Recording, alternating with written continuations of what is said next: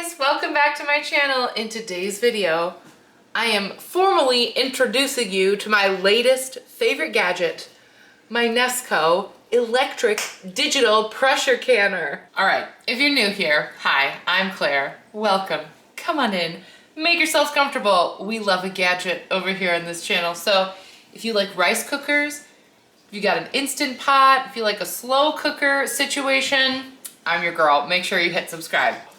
We're doing it today because I am canning pork today. It was just like on the schedule of a thing I had to get done. So I thought I might as well do it with you guys so you guys can see what this canner is all about and how easy it is to use. I will say, this is not sponsored in any way. I bought this on Amazon. I will link it down below. I paid full price for it. But with that being said, if anyone out there from Nesco wants to work with me, yes, please. So just throwing that out there.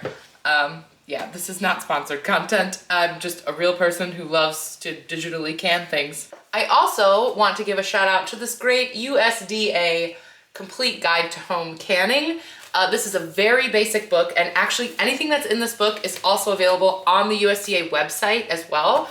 But I will link this down below as well because it was very affordable and it is very informative, especially for someone like me who has like just a shockingly strong fear of botulism. And it's funny that I'm scared of botulism because what I'm even more scared of are the type of pressure canners that you put on your stove.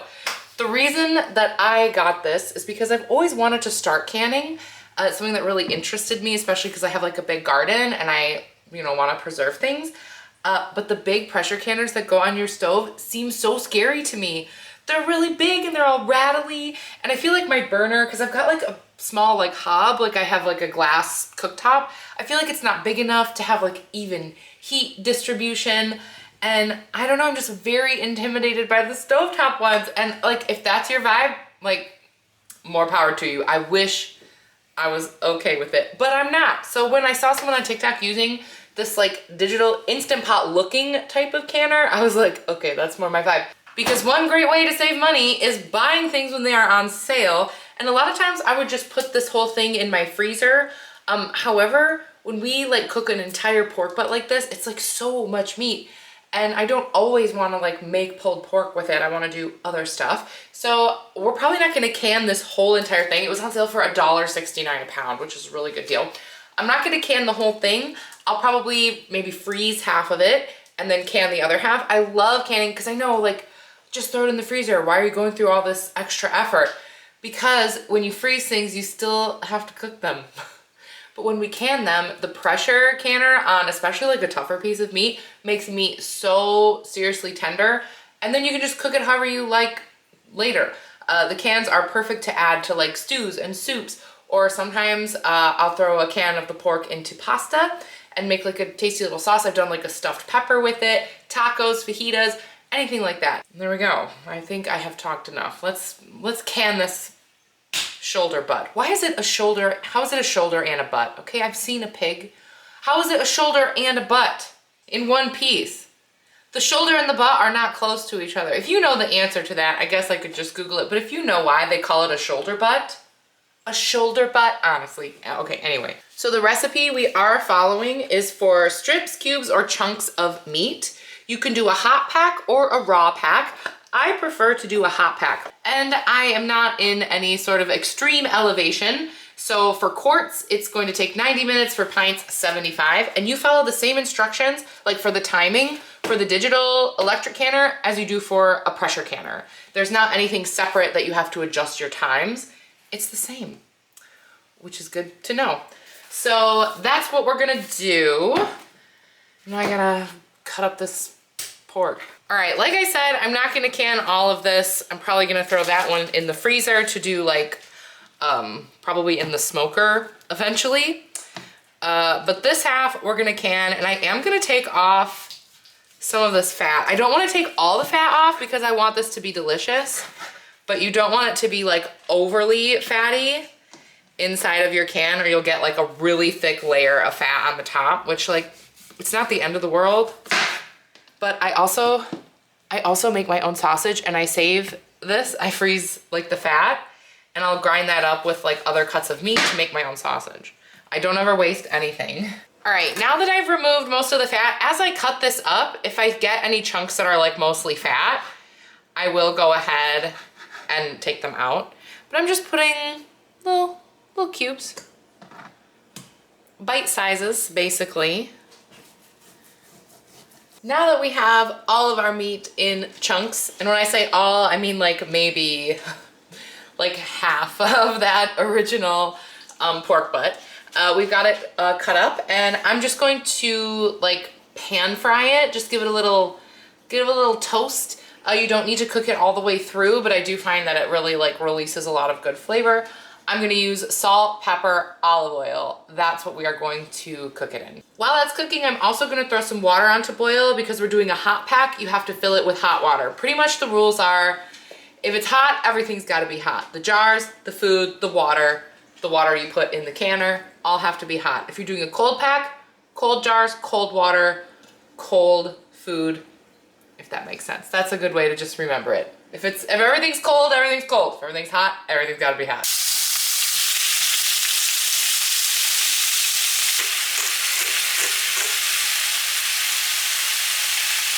All right, while that's all heating up, I am going to prep my jars. I am using pints. I prefer a pint for the pork because most of the time I'm not just like eating the pork on its own. I'm adding it to something, soup, stew, chili, whatnot. So it is worth noting that because we're pressure canning, and we're pressure canning for kind of a long time, these don't need to be sterilized. They will be sterilized in the canner. However, they do need to be heated. I am gonna just give them a quick rinse because they're brand new. Like I just opened them from the package and they kind of have that like the factory smell. I don't know if that makes any sense. So I'm just gonna give them a quick rinse, and then I prefer to heat my jars in the oven. I just throw the oven on at like 150 and I just line the jars in there. They don't get too hot that they're gonna like crack. Hot enough though that it makes sense for a hot pack. So that's my favorite method, and that's what I will be doing. All right, we are ready to assemble. I have my little station set up here. I have my jars in my oven. My oven is at 175, and that keeps the jars plenty hot. So yeah, now we get to put them together. You'll want to follow the instructions in whatever book you're cooking out of. Mine says to do a 1-inch headspace. So that's what I will be doing with my little tool. Let's pack them up. You can also use other liquids other than water. You could use broth. In my book, it even says to use like tomato juice works well, which I think that's an interesting idea. But I'm gonna use water today because I'm cheap and that is something available to me. You can also add salt to your jars if you want to as well, but I salted the meat as I was cooking it. And plus I wanna really like leave it as a blank slate so that whatever I end up cooking with it, it can just take on the flavor of whatever that is. Get our bubbles out. And we measure.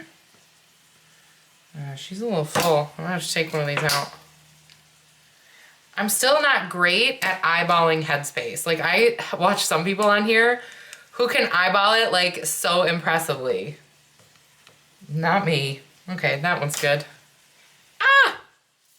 Don't touch them. All right, now I'm gonna wipe the rims with vinegar, which in my book, it says you don't really need to do that anymore. Like the rules have kind of changed. The book says you can do it with water as well, but I still use the vinegar. Also because this is like kind of greasy, like if there's any grease that got right on the rim, I really don't want to prevent that from making a good seal. So I like vinegar. Now I'm gonna add my lids that have been washed, so they're nice and clean. But they do not require like to be heated up or softened. Just follow the instructions on whatever lids or cans you have. But these ones say that you do not need to warm them up first, so that's kind of nice. Rings, finger tight. All right, now we're gonna put them in the canner, but I just wanted to show you what the inside of this looks like. It comes with this little rack, and it looks very much like an Instant Pot. It's got like this removable pot in it. You put this on the bottom, And it does fit 6, but it fits them quite snugly. So sometimes you have to sort of move them around to get everybody to fit in there perfectly. All right, for the pressure can function on the Nesco, you must use 8 cups of water. That's the amount you have to use. It doesn't change depending on how many cans you have in there. It's always 8 cups. And you have to use hot water because this is a hot pack. And that's why when I boil the water to fill the jars, I boil some extra. And this should be enough to put right in there for our 8 cups of water. I will say the Nesco does have lots of functions. So there's a water bath function on there, which I have used. There's also like a slow cooker function, a browning function, and like a regular pressure cook function. So this could feasibly replace an Instant Pot depending on what you use your Instant Pot for. You can just like pressure cook food in it. And you can also slow cook in it. I have not used any of those functions. The only ones I've done are the water bath and the pressure canning. Those are the only 2 functions I'm using it for. But you can do other stuff with it, which is pretty cool. So let's get the water in there and then I'll show you what to do next. All right, much like the Instant Pot, it has this sort of like sliding to lock mechanism, but the lid is attached. So on the side, it goes from open to closed, and that's how you know you're good. Then we're gonna plug it in. It does have a dial on top. This dial can be swapped out for another dial that it comes with because you have to use the dial that's appropriate for your elevation. This is like the weight. But the one that came with it, the black one, is the one for me. And you want it to be on exhaust to start. Now we need to pressure can this for 75 minutes. So for pressure canning, we're gonna press high, and then we're gonna set our time. 75 minutes, and now we're gonna press start. It's gonna make this like circular motion for a while, and it's gonna start making noises. It's gonna heat up, and then it's going to give us a beep, and I will show you what to do when that happens.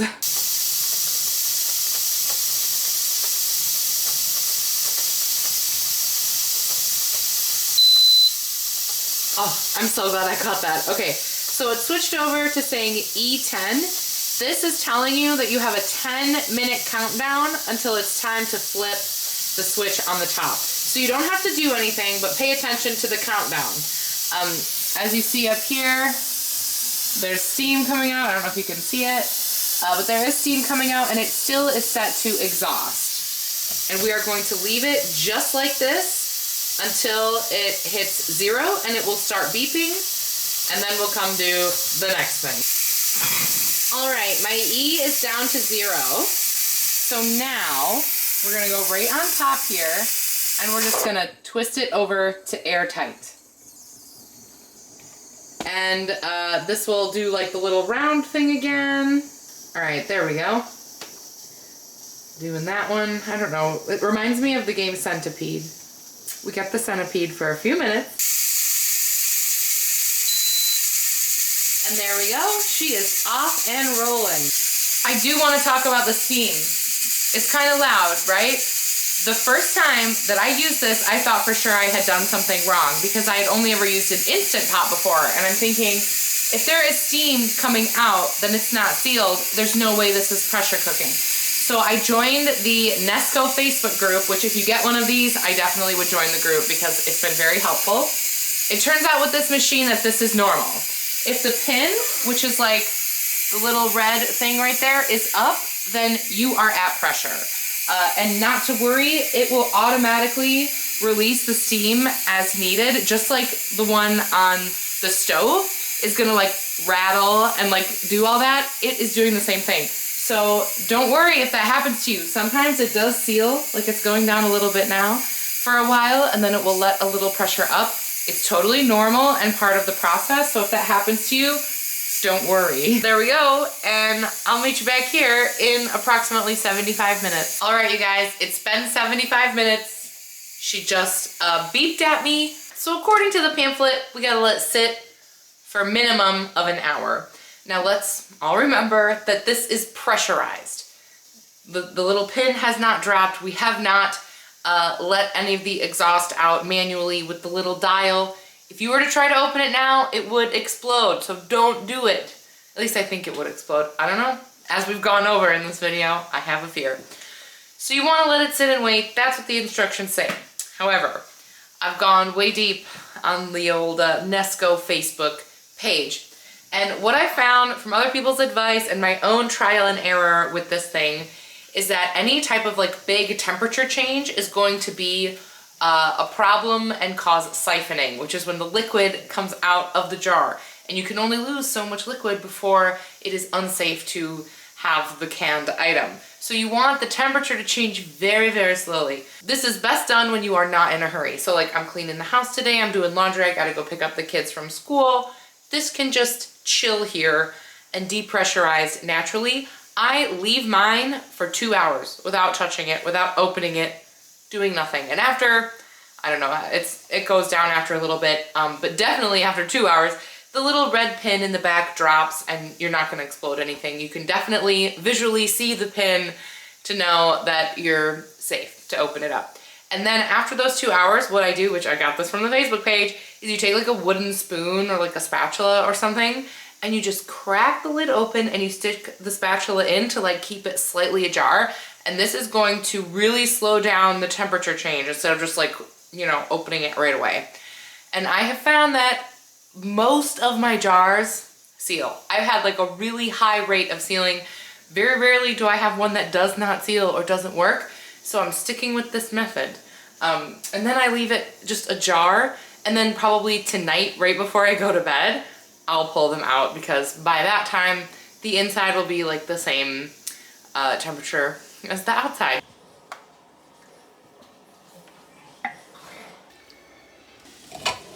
Alrighty.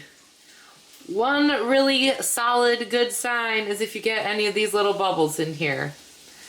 That means it's working, it's doing its job.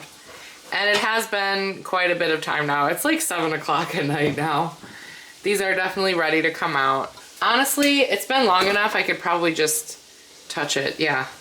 It's still a little bit warm, but it's good. All right, every single one of them is having these little bubbles, which is telling me my seals are working. If I press on them, none of them have the little bubble. You do the little tap, they sound pretty darn good. All right, please excuse my husband. He's making dinner right now.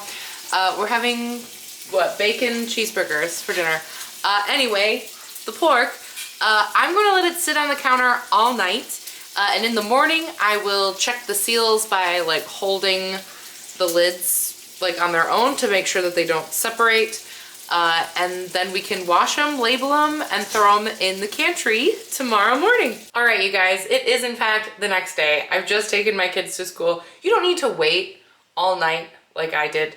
I just find that I don't like to devote that much time to doing any of this, and I can just space it out over hours and it's fine. So what I've done is I've taken the ring off. You always store them without the rings. I found out that that's how people do this nowadays, because then if you, like, the seal gets ruined in some way, you can tell. Because if this is like holding it on, sometimes I guess it can like reseal itself, and then you don't know that you've introduced bacteria in. So this is a way, just like another preventative measure to make sure that your cans are good, is by just removing the ring and storing it this way. And then the test, of course, is that you hold it by the lid and you just pick it up, shake it a few times to make sure that that seal is really good. And I'm happy to say all of them passed this test. No failures. So now I'm just going to clean them up and label them.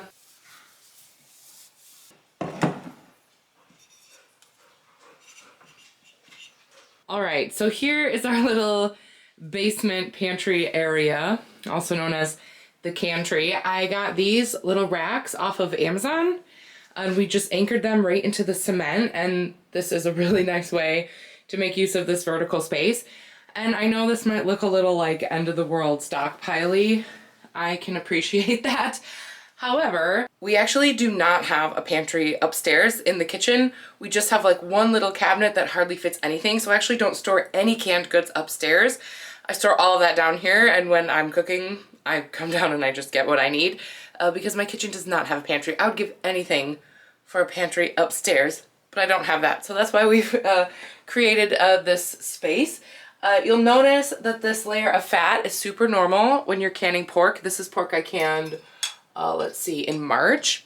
And everything kind of looks a little different. Potatoes often are a little cloudy because of the starch, so they don't look that pretty, but that's okay. The salmon, if you saw my YouTube short, the salmon is canned in its own juices. You don't put any liquid in there, which is really nice. And then of course we've got all of our squash from the garden. We've got several types of broth here. We've got our tomato sauce from the garden. And I hope to just continue to store food down here that makes cooking every day very easy. So let's add our new pork to the wall, and yeah, then we're good, I guess. All right, you guys, there we go. That was the canning video. I gotta go to work. I got dogs to groom today, but I'm really happy that I could share this with you. If you want more canning content, definitely let me know, because I can all the time. Anytime I have something to can, I do can. So if you want to see it, let me know. And of course, I will leave links to the Nesco down below. I will leave a link to the book that I used and to those really cool racks in the basement, because those have really been a space saver. And I think if you need something like that, you should get them. Of course, leave me a comment. Let me know what you thought. Like, share, subscribe, all of the things that help us grow over here. I appreciate you guys so much. Thank you for watching, and I'll see you guys in my next one. Bye!